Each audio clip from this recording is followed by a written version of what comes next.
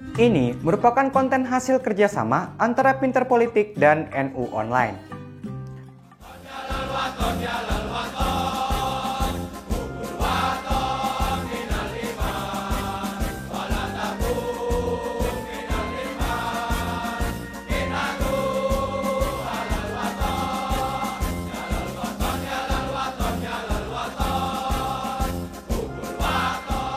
Bagi para santri dan warga Nahdien, pastilah sudah tak asing lagi dengan potongan lagu yang satu tadi. Diberi judul Syahbanul Waton atau yang berarti pemuda cinta tanah air, lagu yang menggambarkan semangat dan perjuangan kaum santri dalam membela tanah air itu digubah langsung oleh Kiai Haji Wahab Hasbullah, salah satu ulama besar sekaligus pendiri organisasi Islam Nahdlatul Ulama. Kiai Haji Wahab Hasbullah merupakan salah satu simpul penting bagi kebangkitan kaum santri. Meski berlatar belakang kiai dari golongan tradisionalis, Kiai Haji Wahab Hasbullah merupakan salah satu ulama yang mendorong kebebasan berpikir dan berpendapat di kalangan kaum Nahdliyin. Selain berjasa di bidang keagamaan, kiprah dan jejak politik Kiai Haji Wahab Hasbullah nyatanya juga dapat ditelusuri jauh sebelum dirinya bersama Kiai Haji Hasyim Asy'ari mendirikan NU. Ia tercatat pernah membentuk dan memimpin sejumlah organisasi yang berperan dalam merebut dan mempertahankan kemerdekaan, seperti Perhimpunan Pemuda Islam Nahdlatul Wathon, Organisasi Serikat Pedagang Muslim Nahdlatul Tujar, hingga kelompok diskusi Taswirul Afkar. Lantas, seperti apa sejarah kiai yang disebut-sebut menjadi pelopor bagi kesadaran berpolitik kaum santri ini? Get your coffee and let's get it started.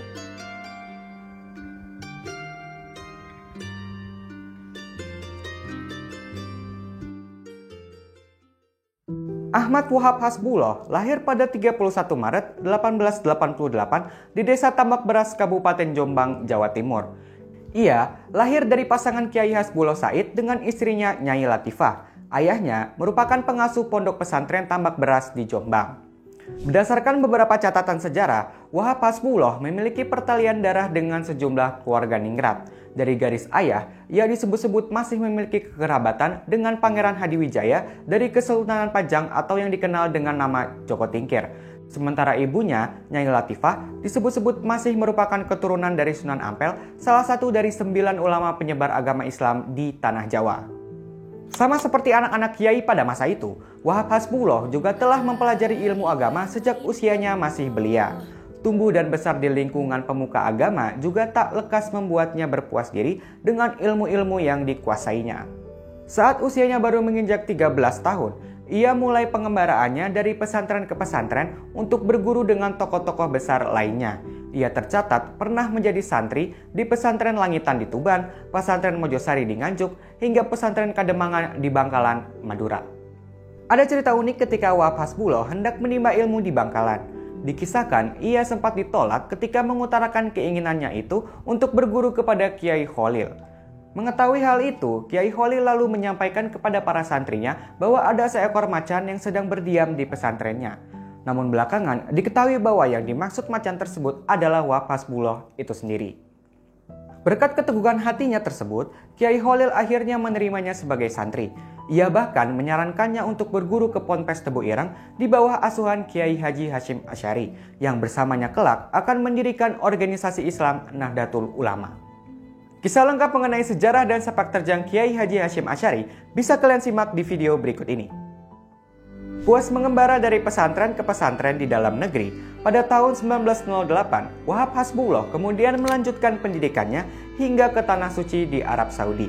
Di sana, ia belajar kepada sejumlah ulama besar tempat Kiai Haji Hasyim Asy'ari juga sempat menimba ilmu agama, seperti Kiai Haji Mahfud Al-Tarmisi dan Syekh Ahmad Khatib Minangkabawi. Selama 5 tahun bermukim di sana, ia juga disebut-sebut aktif terlibat dalam diskusi-diskusi politik dengan banyak aktivis-aktivis dunia. Ia bahkan disebut-sebut sempat mendirikan organisasi Sarekat Islam atau SI cabang Mekah. Aktivitasnya ini semakin membangkitkan rasa keprihatinannya terhadap kondisi dalam negeri yang kala itu masih dalam belenggu penjajahan. Diskusi-diskusi yang ia ikuti ini juga disebut-sebut memberikan pengaruh yang cukup signifikan terhadap kesadaran berpolitiknya di masa-masa berikutnya. Pada tahun 1914, Wahab Hasbullah yang kini menjandang gelar Kiai Haji di depan namanya memutuskan untuk kembali ke tanah air. Namun, sebelum kembali ke kampung halamannya di Tambak Beras untuk mengurus pesantren ayahnya, ia disebut-sebut sempat bermukim beberapa waktu di Surabaya dan melanjutkan kiprahnya di Sarekat Islam. Selama bermukim di kota ini, Kiai Haji Wahab Hasbuloh bergaul dengan orang-orang dari berbagai latar belakang. Berkat pergaulannya ini, ia pun mampu membentuk sejumlah organisasi yang ditujukan untuk menghimpun kekuatan umat Islam dalam melawan kolonialisme di Indonesia, seperti organisasi pemuda Islam yang diberi nama Nadatul Wathon, organisasi pedagang muslim Nadatul Tujar, hingga sebuah kelompok diskusi bernama Taswirul Afkar yang berarti pergolakan pemikiran. Lewat kiprahnya dalam mendirikan organisasi-organisasi ini, ia kemudian semakin dikenal sebagai sosok ulama yang menekankan pentingnya kebebasan dalam keberagaman, terutama kebebasan berpikir dan berpendapat. Pada tahun 1925, Kiai Haji Wahab Hasbuloh mengusulkan kepada Kiai Haji Hasyim Asy'ari dan para kiai pesantren lainnya agar segera membentuk wadah organisasi demi melindungi kepentingan golongan ulama tradisionalis. Hal ini dilakukan sebagai respons terhadap perubahan peta politik di Arab Saudi yang mulai didominasi oleh perkembangan aliran Wahabi. Setelah melewati perenungan panjang, Kiai Haji Hasyim Asy'ari bersama para Kiai Al-Sunnah wal Jamaah lainnya pun akhirnya menyetujui usulan Kiai Wahab tersebut. Pendirian organisasi ini diawali dengan pembentukan sebuah komite yang dinamakan Komite Hijaz. Namun, guna memenuhi kepentingan mengirimkan delegasi untuk menghadap Raja Arab Saudi, pada 31 Januari 1926, komite ini kemudian diubah menjadi sebuah organisasi yang lebih besar bernama Nadatul Ulama dan dipimpin langsung oleh Kiai Haji Hasyim Asy'ari. Kiai Haji Wahab Hasbuloh bersama Syekh Ghonaim Al-Misri kemudian ditunjuk oleh NU untuk berangkat ke Tanah Suci guna menyampaikan aspirasi para kiai-kiai pesantren langsung kepada Raja Abdul Aziz bin Ibnu Saud. Upaya ini pun mendapat respons baik oleh Raja Arab tersebut yang bersedia menjamin beberapa permintaan para kiai, di antaranya melindungi makam Nabi Muhammad dan situs-situs sejarah Islam lainnya, serta memperbolehkan praktik bermazhab yang beragam. Setelah berhasil mencapai tujuan utamanya, NU nyatanya terus berkembang menjadi organisasi Islam yang berperan aktif terhadap pergerakan nasional. Khairul Anam dalam bukunya yang berjudul Pertumbuhan dan Perkembangan NU mengatakan bahwa terbentuknya organisasi ini tak semata-mata untuk menyelesaikan persoalan bermazhab di Arab Saudi, melainkan juga untuk menyikapi kondisi tanah air yang masih berada dalam belenggu penjajahan. Salah satu buktinya adalah keterlibatan NU dan para santri dalam sejumlah pertempuran melawan penjajah, termasuk pertempuran 10 November di Surabaya. Kiai Haji Wahab Hasbuloh sendiri bahkan disebut-sebut sempat menjabat sebagai Panglima Laskar Hizbullah yang turut berperan dalam pertempuran besar tersebut. Dalam pergerakannya membesarkan NU, Kiai Haji Wahab Hasbuloh pun kerap turun langsung ke daerah-daerah untuk memberikan pengarahan kepada pengurus di cabang-cabang NU. Ia juga getol menghadiri muktamar NU di daerah-daerah, termasuk ketika Kiai Haji Hasyim Asy'ari berhalangan hadir karena faktor kesehatan. Kiai Wahab Hasbuloh juga disebut-sebut menjadi pihak yang menginisiasi terbentuknya sebuah federasi organisasi-organisasi Islam di Indonesia. Pada 12 September 1937 di Surabaya, ia kemudian mengundang Mas Mansur dari Muhammadiyah dan Wondo Amiseno dari PSII untuk membentuk Majelis Islam ala Indonesia yang kemudian diubah oleh Jepang menjadi Masyumi. Sepeninggal Kiai Haji Hasyim Asy'ari pada tahun 1947, Kiai Haji Wahab Hasbuloh menggantikan posisinya sebagai pemimpin NU sebagai Rais Am. Greg Fili dalam tulisannya yang berjudul Ijtihad Politik Ulama Sejarah NU 1952-1967 memuji kiprah politik NU di bawah kepemimpinannya yang dinilai berpegang pada ideologi politik keagamaan, namun tetap meletakkan prioritas tertinggi pada proteksi sosial terhadap posisi Islam dan para pengikutnya. Salah satu keputusan berani yang diambil Kiai Wahab saat itu adalah menarik NU dari Partai Masyumi. Keputusan ini diambil lantaran terjadi gesekan antara faksi NU dengan elit-elit Masyumi, khususnya faksi Muhammad Natsir yang dianggap berupaya membatasi peran para kiai pesantren dalam ranah politik. Pada April 1952, NU akhirnya secara resmi keluar dari Masyumi dan membentuk partai politik sendiri.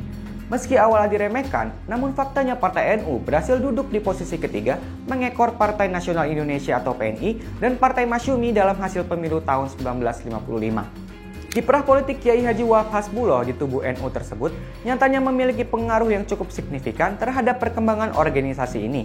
Hingga hari ini, tokoh-tokoh NU tak pernah absen mewarnai dinamika politik di tanah air.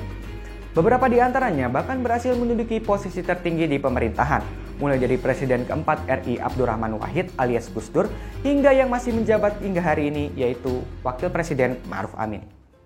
Kiai Haji Wahab Hasbuloh meninggal di Jombang pada 29 Desember 1971. Ia mengembuskan nafas terakhirnya di usia yang terbilang cukup sepuh, yakni 83 tahun. Kebebasan berpikir dan berpendapat yang dipelopori Kiai Wahab Hasbuloh dengan membentuk Taswirul Afkar merupakan warisan terpentingnya kepada kaum muslimin Indonesia. Lewat kiprahnya ini, ia telah membuktikan kepada generasi penerusnya bahwa prinsip kebebasan berpikir dan berpendapat dapat dijalankan dalam nuansa keberagaman yang kental. Sementara ijtihad politik yang dilakukannya selama menjabat sebagai Rais Am PBNU berhasil membuka mata siapapun bahwa NU memiliki massa konkret yang berkekuatan besar dan tidak bisa dipandang sebelah mata. Berkat jasa-jasanya yang besar terhadap negara, Kiai Haji Wahab Hasbuloh dinobatkan sebagai pahlawan nasional pada 7 November 2014.